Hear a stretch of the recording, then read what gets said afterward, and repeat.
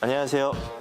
비보이 파이어 이우재입니다. 오늘은 앞으로 한국 비보이가 나아갈 방향에 대해서 제시해 보도록 하겠습니다. 2005년에 국가홍보처에서는 반도체, 한복, 축구와 더불어서 비보잉을 한국을 대표하는 문화로 내세우기까지 했습니다.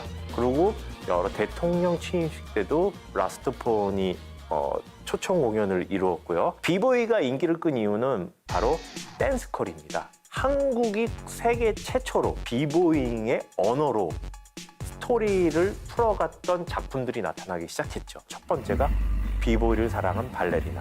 하이 문화로 알려져 있던 비보이와 어떤 고급 예술로 알고 있던 발레리나가 만나서 사랑을 해요. 춤을 인정 안 해, 서로 인정 안 하다가 춤을 같이 이루어지면서 해피엔딩을 끝나는 그런 이야기예요. 근데 춤이 엄청나게 화려해요. 스트릿 댄스의 전 장르가 나오기 때문에 비보이를 사랑한 발레리나는 스토리 이상으로 성공할 수 있었던 거죠. 이우선 당장이 이끄는 익스프레션 크루가 만든 마리오네트. 인형사와 그 인형들 간의 얘기를 극화시켜서 만든 내용입니다. 거기에 대한 비보잉의 춤의 함축적인 의미가 엄청 커요. 그리고 현대적인 영상미가 엄청납니다. 트랜스포머 같은 장면을 실제로 공연에서 과학과 융합해서 보여주는 장면은 참 별미라고 할 수 있습니다. 그런 공연으로 인해서 비보잉 배틀만 인기가 있었던 게 아니라 공연 예술로 급부상한 거예요. 엄청난 이슈가 됐습니다.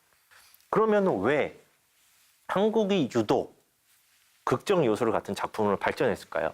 한국인은 예부터 가물을 좋아하고 즐겨왔어요. 고조선, 그러니까 상고시대 때부터 농사를 짓고 제사를 지내기 위해 가물을 해요. 신라시대에 내려오면서 가명으로 바꾸면서 움직임을 표현하게 돼요. 그게 처형무학 건무입니다. 고려와 조선을 거치면서 충국이 완벽하게 형성되게 돼요. 이 가까운 남사당패만 해도 그 남사당패의 모든 6가지 놀이, 풍물, 줄타기, 땅재주, 그다음에 덧배기, 그 6가지 중에 모두가 춤이 들어가 있고요. 극적 요소를 다 갖추고 있다는 게 특이성이죠. 그만큼 우리나라의 문화적인 어떤 특이성 때문에 한국 비보이가 그런 극적 요소를 가진 작품을 만들지 않았느냐는 그런 역사적 추론을 통해서 얘기하는 바입니다. 2008년부터 저마다 2009년, 2010년부터 점차 비보잉 대회가 열어도 큰 규모의 대회가 사라지게 됩니다. 한국 정부에서 지원하는 대회는 R16 코리아가 있었는데 세계 5대 대회 안에 드는 큰 대회로 성장했지만 2016년인가 17년에 막을 내리게 됩니다. 세계적으로 강국임에도 불구하고 왜 한국의 비보이들이 많이 사라지고 그 인기가 시들어졌을까요? 첫 번째로는 너무 많이 쓰여졌어요. 비보이랑 동작을 처음 보면 너무 멋있어요. 근데 또 보면 또 보면 봤는데 즉 방송에 너무 노출되다 보니까 희소성을 상실한 겁니다. 두 번째는 말 그대로 동작이 너무 어려워요. 헤드스핀은 이 머리 하나로 두 손도 넣고 돌아야 되는데 얼마나 부담스러워요. 목도 아플 거고. 윈디밀 같은 경우도 막 등 대고 돌면 등 다 까지는데 토마스도 두 팔로 버텨서 해야 되고 얼마나 힘들겠어요. 일반인들이 다가가기에는 좀 부담스러운 감이 있죠. 이런 비보이들이 어디로 사라졌을까요? 비보이가 한창의 테크닉을 발휘할 나이가 18살에서 24살, 5살. 신체학적으로 25살이 지나면 근육의 최정점을 찍어요.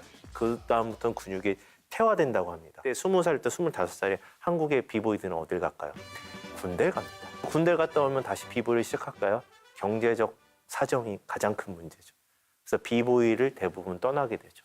이런 걸 어떻게 타파해야 될까요? 첫 번째가 지속적인 공연 예술로 발전해야 된다고 생각합니다. 비보이를 사랑한 발레리나, 마리오네트처럼 사람들한테 지속적으로 보여주고 감동을 줄 수 있는 공연 예술로 발전해야 된다고 생각합니다.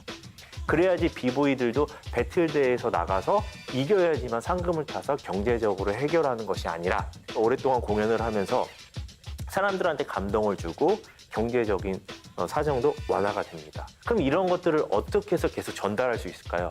저는 가장 중요한 게 전문 교육입니다. 비보잉도 마찬가지로 창작 교육이 상당히 중요하다고 생각합니다.